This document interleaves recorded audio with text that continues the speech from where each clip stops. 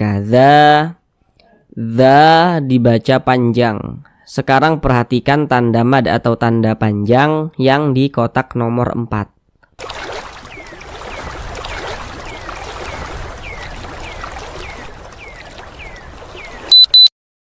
Assalamualaikum warahmatullahi wabarakatuh. Apakah Bapak dan Ibu, saudara semuanya masih belum lancar di dalam membaca Al-Quran, masih terbata-bata dalam membaca Al-Quran, kemudian juga belum memahami ilmu tajwid? Mari belajar mengaji Al-Quran bersama kami. Akan kami jelaskan tajwidnya dengan pelan-pelan, sehingga dengan penjelasan tajwidnya yang pelan-pelan, maka insya Allah Bapak dan Ibu saudara semuanya akan langsung dapat dengan mudah memahami ilmu tajwid Al-Quran. Kemudian insya Allah langsung dapat praktek dengan sendirinya ketika membaca Al-Quran dengan tajwid. Kemudian bagi Bapak dan Ibu saudara semuanya yang masih belum lancar di dalam membaca Al-Quran, maka dengan kita memahami ilmu tajwid, insya Allah akan secepatnya lancar di dalam membaca Al-Quran. Namun sebelum itu kami doakan terlebih dahulu, semoga Bapak dan Ibu saudara semuanya senantiasa dalam keadaan sehat, dipermudah segala urusannya, dikabulkan segala hajat-hajatnya, dan senantiasa dilancarkan rezekinya oleh Allah Subhanahu wa ta'ala. Amin, amin, ya rabbal alamin. Baiklah, langsung kita mulai belajar mengaji Al-Qur'annya. Kita kali ini akan belajar mengaji Al-Qur'an dengan penjelasan tajwidnya yang pelan-pelan, yakni pada surah Al-Baqarah ayat 242. Sekarang akan kami bacakan terlebih dahulu dengan pelan-pelan. A'udzu billahi minasy syaithanir rajim. Bismillahirrahmanirrahim. Kadzalika yubayyinullahu lakum ayatihi la'allakum ta'qilun. Sekarang mari kita bahas tajwidnya dengan pelan-pelan. Namun seperti biasa, ada beberapa hal yang kami sampaikan di awal supaya nanti lebih memudahkan Bapak dan Ibu saudara semuanya dalam memahami penjelasan ilmu tajwid yang kami sampaikan. Yang pertama, kalau nanti kami katakan huruf sebelumnya, maka yang kami maksud adalah huruf yang berposisi sebelah kanan daripada suatu huruf. Jadi huruf sebelumnya itu huruf yang berposisi sebelah kanan. Kalau nanti kami katakan huruf setelahnya, maka yang kami maksud adalah huruf yang berposisi sebelah kiri daripada suatu huruf. Yang pertama di sini kaza, za dibaca panjang. Sekarang perhatikan tanda mad atau tanda panjang yang di kotak nomor 4. Kalau kita membaca Al-Quran berjumpa dengan suatu huruf, kemudian di atas huruf tersebut ada tanda baca fathah berdiri atau alif kecil, maka huruf yang di atasnya memiliki tanda baca fathah berdiri atau alif kecil, maka huruf tersebut dibaca panjang. Tanda baca fathah itu bentuknya mereng seperti ini. Baris satu ke atas ini seperti ini, ya, seperti ini. Itu namanya tanda baca fathah atau harokat fathah. Tapi kalau tanda baca fathah itu bentuknya berdiri seperti ini, menyerupai alif kecil seperti ini mengisyaratkan bahwasanya huruf yang di atasnya memiliki tanda seperti ini, maka huruf tersebut dibaca panjang. Makanya di sini dza dibaca panjang. Ini namanya adalah mad tabi'i. Panjangnya 2 harokat. 2 harokat itu kira-kira sepanjang 2 ketukan. 1, 2. Kadzalika yubayyinullahu lakum. Ketukan itu hanya sarana saja untuk mempermudah kita dalam belajar, dan ketukannya pun tergantung tempo bacaan kita. Jadi mengenai panjangnya mad dan juga panjangnya gunnah ya, silakan untuk lebih lengkapnya baca di deskripsi video. Kadzalika yubayyinullah. Kemudian di sini ada huruf ya bertasydid. Ini huruf ya. Tanda tasydid itu seperti ini, seperti angka 3 terbalik. Membaca Al-Qur'an kita berjumpa dengan huruf ya bertasydid. Kemudian sebelum huruf ya bertasydid itu ada huruf yang memiliki tanda baca fathah, kasrah atau dhammah. Maka huruf ya bertasydidnya itu dinabr. Ini kan huruf ya bertasydid, ini huruf ya, tanda tasydid itu seperti ini, seperti angka 3 terbalik. Ini huruf sebelumnya. Nah, tadi kan kalau kami mengatakan huruf sebelumnya, tadi di awal sudah kami ingatkan, maka yang kami maksud adalah huruf yang berposisi sebelah kanan. Ini huruf ya bertasydid. Huruf sebelumnya mana? Sebelah kanan huruf ya, mana dia? Nah, berarti ini ya. Yang kita perhatikan itu adalah tanda bacanya. Kalau ada huruf ya bertasydid, sebelumnya ada huruf yang memiliki tanda baca fathah, kasrah atau dhammah, maka ya bertasydidnya itu dibaca nabr. Ini huruf ya bertasydid. Ini sebelumnya nih ada huruf yang memiliki tanda baca fathah. Nah, berarti ya bertasydidnya ini di nabr. Nabr itu apa? Nabr itu adalah penekanan pada huruf-huruf tertentu, sehingga menyebabkan intonasi suaranya itu sedikit lebih tinggi dibanding dengan huruf-huruf di sampingnya. Jadi kita tekan yubai, kita naikkan intonasinya tuh, yubayyinullah, begitu, yubayyinullah, seperti itu. Kemudian di sini ada lafaz Allah. Setiap kita membaca Al-Qur'an, apabila berjumpa dengan lafaz Allah, maka kita perhatikan huruf sebelum lafaz Allah yang memiliki tanda baca. Nah, ini lafaz Allah. Mana huruf sebelumnya yang memiliki tanda baca? Huruf sebelumnya mana? Berarti yang di sebelah kanan daripada lafaz Allah ini. Mana dia? Berarti ini. Nah, yang kita perhatikan itu tanda bacanya. Nah, untuk menentukan apakah lafaz Allah ini dibaca tipis atau dibaca tebal, dibaca tarkik atau dibaca tafkhim, seperti itu. Jadi kalau ada lafaz Allah, sebelumnya ada huruf yang memiliki tanda baca dhammah. Ini namanya tanda baca dhammah nih, atau harokat dhammah. Lafaz Allah sebelumnya ada huruf yang memiliki tanda baca dhammah, maka lafaz Allahnya itu dibaca tebal. Nah, sehingga dibaca yubayyinullah, nullah ditebalkan, jangan dibaca nulla, jangan, tapi ditebalkan nullah, begitu. Jadi yang dapat menebalkan lafaz Allah itu ada 2 bentuk tanda baca. Yang dapat menebalkan lafaz Allah itu ada 2 bentuk tanda baca. Yang pertama, yang dapat menebalkan lafaz Allah itu adalah tanda baca dhammah. Jadi kalau ada lafaz Allah sebelumnya ada tanda baca dhammah, lafaz Allahnya ini dibaca tebal. Yang kedua, yang dapat menebalkan lafaz Allah itu adalah tanda baca fathah. Jadi kalau kita membaca Al-Qur'an nih, berjumpa lafaz Allah nih, kemudian sebelumnya di sini misalnya ada huruf yang memiliki tanda baca fathah. Nah, tanda baca fathah tadi sudah kami jelaskan bentuknya itu seperti ini. Nah, maka lafaz Allah juga dibaca tebal. Nah, tapi di sini yang kita temui lafaz Allah sebelumnya tanda baca dhammah, sehingga lafaz Allah dibaca tebal. Nah, seperti itu. Yubayyinullah dibaca tebal atau dibaca tafkhim. Kemudian di sini ada huruf alif lam. Kalau kita membaca Al-Qur'an nih, berjumpa dengan huruf alif lam, kita perhatikan setelah huruf lam itu huruf apa? Ini huruf alif, ini huruf lam.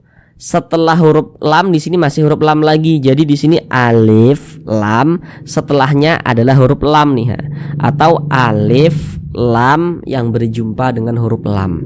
Kita lihat huruf lam ini huruf apa ini? Yang huruf lam yang ada tanda bacanya ini huruf apa? Huruf apa? Kita lihat di samping. Huruf lam termasuk salah satu huruf syamsiyah, maka alif lam berjumpa dengan huruf lam, hukumnya adalah alif lam syamsiyah. Sehingga cara membaca huruf lam yang ini nih dibaca idgham. Makanya di sini huruf lam yang ini kan dia tidak ada tanda bacanya di sini. Jadi membacanya itu dia langsung masuk ke huruf yang ini, yang ada tanda bacanya ini, yang huruf lam yang ada tanda bacanya ini. Jadi dari nu langsung masuk ke huruf lam yang ini. Nah, makanya alif lam syamsiyah itu biasa disebut juga dengan idgham syamsiyah. Jadi nanti kalau ada yang mengatakan ini idgham syamsiyah nih, ini alif lam syamsiyah nih, itu maksudnya itu sama saja itu. Yubayyinullah, seperti itu. Kemudian di sini lafaz Allah dibaca panjang. Sekarang perhatikan lagi tanda mad atau tanda panjang yang di kotak nomor 4. Kalau membaca Al-Quran berjumpa dengan suatu huruf yang di atasnya memiliki tanda baca fathah berdiri atau alif kecil, maka huruf yang memiliki tanda baca fathah berdiri atau alif kecil di atasnya maka dia dibaca panjang. Ini lafaz Allah nih, ini di atasnya nih ada tanda baca fathah berdiri nih berbentuk alif kecil seperti ini. Nah, ini merupakan tanda panjang nih, yang berbentuk alif kecil ini tanda panjang nih. Huruf yang di atasnya memiliki tanda seperti ini dibaca panjang. Sehingganya lafaz Allah dibaca panjang, mad tabi'i, panjangnya 2 harakat. Yubayyinullahu lakum, nullahu lakum, begitu. Di sini ada tambahan pengetahuan ya. Jika nanti saudara membaca Al-Quran misalnya di internet, atau kami doakan semoga bisa pergi umroh dan haji ke tanah suci, membuka Al-Quran di sana. Kemudian ketika membaca Al-Quran di atas lafaz Allah tidak ada tanda seperti ini, tanda alif kecil atau fathah berdiri seperti ini tidak ada, tapi lafaz Allah harus tetap dibaca panjang.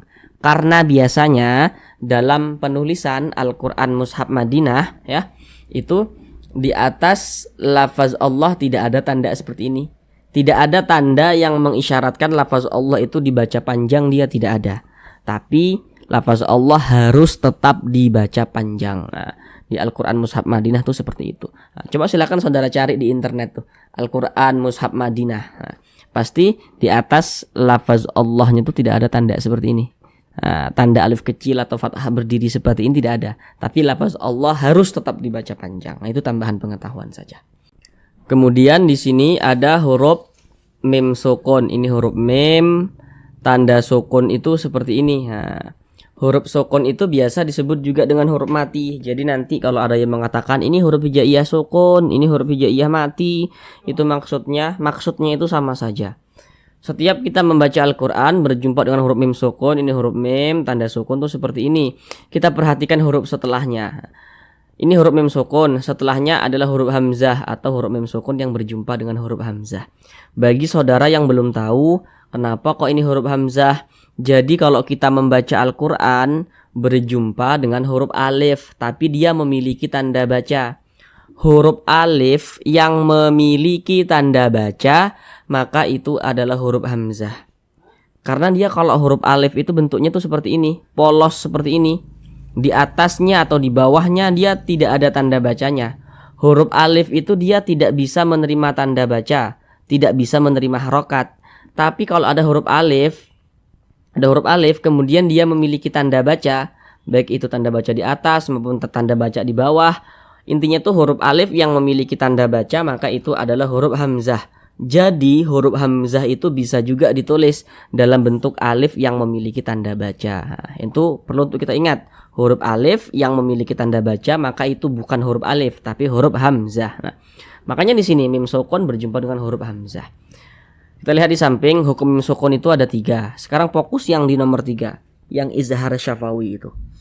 Kalau kita membaca Al-Quran apabila berjumpa dengan huruf mim sukun, kemudian setelah huruf mim sukun itu bukan huruf ba, bukan huruf mim, maka semua hukumnya namanya izhar syafawi. Ini huruf mim sukun, setelahnya adalah huruf hamzah, bukan huruf ba, bukan huruf mim, maka semua hukumnya namanya izhar syafawi. Intinya kalau ada huruf mim sukun setelahnya itu atau huruf mim sukunnya itu tidak berjumpa dengan huruf ba, tidak berjumpa dengan huruf mim, maka semua hukumnya namanya izhar syafawi. Nanti kalau ada huruf mim sukun misalnya setelahnya huruf ta, huruf lam, huruf ya dan lain sebagainya, maka semua itu namanya izhar syafawi hukumnya. Terkecuali nanti ada huruf mim sukun berjumpa dengan huruf ba, yang nomor 1 tuh ikhfa syafawi. Kemudian yang nomor 2 tuh mim sukun berjumpa dengan huruf mim idgham mimi. Tapi kalau ada huruf mim sukun tidak berjumpa dengan huruf ba, tidak berjumpa dengan huruf mim, maka semua hukumnya namanya izhar syafawi. Ini huruf mim sukun, setelahnya huruf hamzah, berarti izhar syafawi. Karena dia izhar dibaca jelas, tidak berdengung, ini baca pendek saja. Lakum ayatihi. Jangan dibaca lakum, jangan dipanjangkan seperti itu. Kumnya jangan dipanjangkan, pendek saja karena dia tidak digunakan, tidak didengungkan, pendek. Lakum ayatihi, seperti itu. Kemudian ini di sini ada huruf hamzah. Nah, tadi sudah kami jelaskan kenapa kok ini huruf hamzah. Nah, di atasnya nih, di atas huruf hamzah perhatikan tanda mad atau tanda panjang yang di kotak nomor 4 lagi. Nah, membaca Al-Qur'an kita berjumpa dengan suatu huruf yang di atasnya memiliki tanda baca fathah berdiri berbentuk alif kecil, maka huruf tersebut dibaca panjang. Ini huruf hamzah. Di atasnya ada tanda baca fathah berdiri nih, maka huruf hamzah ini dibaca panjang. Nah, ini namanya adalah mad badal. Jadi kalau ada huruf hamzah yang dibaca panjang seperti ini, huruf hamzah ada tanda panjangnya seperti ini. Nah, intinya itu kalau ada huruf hamzah dibaca panjang. Nah, maka diantaranya namanya adalah mad badal. Panjangnya 2 harokat juga. Nah, ayatihi. Kemudian ya dibaca panjang, ya dibaca panjang. Nah, sekarang perhatikan tanda mad yang di kotak nomor 4 lagi. Kalau membaca Al-Qur'an berjumpa dengan suatu huruf yang di atasnya memiliki tanda baca fathah berdiri, maka huruf tersebut dibaca panjang. Ini huruf ya, di atasnya nih ada tanda baca fathah berdiri atau alif kecil. Maka ini nih tanda panjang, tanda yang mengisyaratkan bahwa huruf yang di atasnya memiliki tanda seperti ini dibaca panjang. Ya adalah mad tabi'i, panjangnya 2 harokat. Nah, kemudian nanti mungkin saudara masih bingung, apa bedanya? Ini tadi a mad badal, ini ya mad tabi'i. Nah, tadi sudah kami jelaskan kalau mad badal itu terjadi hanya pada huruf hamzah saja. Ini huruf hamzah dibaca panjang nih, mad badal. Sedangkan ini huruf ya, bukan huruf hamzah dibaca panjang huruf ya-nya, maka dia mad tabi'i. Jadi mad badal terjadi pada huruf hamzah saja. Nah, kemudian hi dibaca panjang. Sekarang perhatikan tanda mad atau tanda panjang yang di kotak nomor 3. Kalau kita membaca Al-Qur'an berjumpa dengan suatu huruf yang di bawahnya memiliki tanda baca kasroh berdiri, maka huruf yang di bawahnya memiliki tanda baca kasroh berdiri, maka huruf tersebut dibaca panjang. Tanda baca kasroh itu bentuknya mereng seperti ini. Tapi kalau tanda baca kasroh itu dia nanti bentuknya berdiri seperti ini, berbentuk alif kecil seperti ini ya. Ini mengisyaratkan bahwa huruf yang di bawahnya memiliki tanda seperti ini dia dibaca panjang. Sehingganya hi dibaca panjang. Hi dibaca panjang. Ini namanya adalah mad silah qasirah. Bagi saudara yang masih pemulanian ya dalam belajar, untuk nama-nama madnya itu nanti belakangan saja mengingatnya juga tidak apa-apa. Untuk lebih mempermudah kita dalam belajar, yang terpenting kalau kita pertama-tama belajar itu yang terpenting kita tahu dulu, oh ini tanda panjang tuh seperti ini, tanda panjang seperti ini, kadar panjangnya itu berapa harokatnya tahu begitu. Untuk nama-nama madanya itu belakangan juga tidak apa-apa. Nama-nama mad itu belakangan lah, yang terpenting tahu dulu nih, ini tanda panjang, ini panjangnya segini begitu. Hi mad silah qasirah, panjangnya 2 harokat juga. Kemudian di sini ada huruf mim sukun, setelahnya adalah huruf ta. Sekarang perhatikan di samping hukum mim sukun itu ada 3. Sekarang fokus yang di kotak nomor 3. Nah, ini tadi sudah detail kami jelaskan di atas nih. Ada huruf mim sukun, setelahnya adalah huruf ta. Nah, membaca Al-Qur'an kita berjumpa dengan huruf mim sukun yang setelahnya bukan huruf ba, bukan huruf mim, maka semua hukumnya izhar syafawi. Ini huruf mim sukun, setelahnya adalah huruf ta, bukan huruf ba, bukan huruf mim, maka hukumnya izhar syafawi. Ini izhar syafawi hukumnya, dibaca jelas, tak berdengung, baca pendek saja. La'allakum ta'qilun. Nah, jangan dibaca la'allakum, hukumnya jangan dipanjangkan, pendek saja, kan dia nggak didengungkan, ini baca pendek.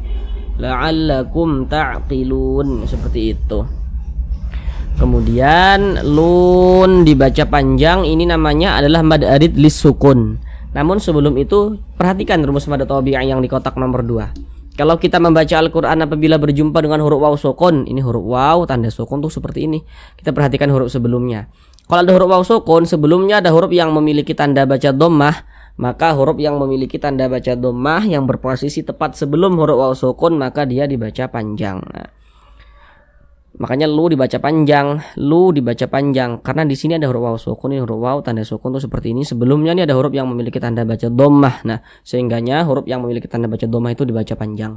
Secara singkatnya rumus mad tabi'i yang di kotak nomor 2 yang di tengah itu, secara singkatnya huruf waw sukun pasangannya adalah tanda baca dhammah. Nah, sehingga huruf sebelumnya itu dibaca panjang. Huruf waw sukun pasangannya tanda baca dhammah, sehingga menyebabkan huruf yang berposisi tepat sebelum waw sukun itu dibaca panjang, seperti itu. Pada awalnya ini namanya mad tabi'i. Jadi mad tabi'i itu ya, Saudara, bisa ditulis dalam bentuk rumus 1 2 3 itu ya, yang kita lihat di samping, bisa juga ditulis dalam bentuk alif kecil yang berdiri di atas suatu huruf atau fathah berdiri ya, seperti itu. Jadi rumus mad tabi'i bisa ditulis dalam bentuk rumus 1 sampai 3, bisa juga ditulis dalam bentuk fathah berdiri atau alif kecil yang berdiri di atas suatu huruf, yang seperti yang telah kami sampaikan di atas tadi. Ini pada awalnya namanya mad tabi'i, kemudian mad tabi'inya berjumpa dengan huruf yang disukunkan, maka namanya berubah menjadi mad adatil sukun. Panjangnya boleh 2 harokat, boleh 4 harokat, boleh juga 6 harokat. Yang terpenting konsisten dalam sekali bacaan. Maksudnya konsisten bagaimana? Maksudnya konsisten itu kalau kita membuka Al-Quran, membaca Al-Quran kita, jika pertama kali berjumpa mad adatil sukun kita baca 2 harokat, di atas nih jumpa mad adatil sukun kita baca 2 harokat, sampai ke bawah harus kita baca 2 harokat. Kalau pertama kali buka Al-Quran di atas dibaca 4 harokat, sampai ke bawah juga harus dibaca 4 harokat, begitu. Harus sama, harus konsisten dalam setiap kali kita membaca Al-Quran. Mana huruf yang kita sukunkan? Huruf nun. Ini kalau kita berwakaf tepat di huruf nun kita baca ta'qilun. Jangan dibaca ta'qiluna, jangan, tapi dibaca ta'qilun, seperti itu. Kenapa kok dibaca ta'qilun, tidak dibaca ta'qiluna? Jadi kalau kita membaca Al-Quran, kemudian kita berhenti nih atau berwakaf nih kita, tepat di huruf yang tidak dibaca panjang, maka huruf tersebut harus kita sukunkan. Ini kita membaca Al-Quran, kemudian kita berhenti nih atau berwakaf nih tepat di huruf nun. Huruf nun kan dia tidak dibaca panjang, nak. Makanya kalau kita berwakaf tepat di huruf nun, ya huruf nun itu kita sukunkan atau kita matikan sehingga dibaca ta'qilun, seperti itu. Jangan dibaca ta'qilun, jangan. Sekarang kita ulang bersama-sama sekali lagi. Kadzalika yubayyinullahu lakum ayatihi la'allakum ta'qilun.